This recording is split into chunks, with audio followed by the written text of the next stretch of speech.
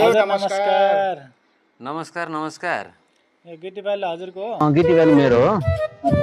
कति लानु नि र? 2 गाली बालुवा 2 गाली गिटी। त्यो एउटा मात्र हाल्नुस्। अरु नलाएपछि ल्याउनु। यदि बनेन। ल ल हुन्छ। ओ केटा हो।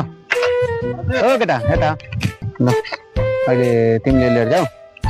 ल तिमीले लिएर जाऊ। अरू यसको साँझ घर मासु लिएर जानु पर्ला मैले पनि। कान खाजा घरमा नास्ता खाएको पैसा दिनु थियो यार आकाश सरलाई। गएर दिन पर्यो यार जाऊ। साउजी हाम्रो हिसाब कति भछ लाउनु कटाल दिनु। कति हुन्छ हेरेर म काटेर राखिदिन्छु ल। यो पैसा त किरानामा दिनु पर्यो। बुढाले धेरै किचकिच गर्छन्। ल साउजी यो पैसा राख्नुहोस् हाम्रो हिसाब किताब क्लियर भयो है। हस् ल। यो पैसा अस्ति गिटी बालुवा साउसँग मागेका थिएँ आज तिर्न पर्यो। साउजी अस्ति सापट्टि लिएर गएको थिएँ नि यो पैसा त राख्नुहोस् है। त्यो बिलमा काटिदिनु होला। धन्यवाद तपाईँलाई। घर बनाउन क्यान्सल भयो पैसा फिर्ता गरिदिनुहुन्छ कि? फेरिका आज मासुलाई मजाले खाम्ला भन्ने थियो यार सबैले।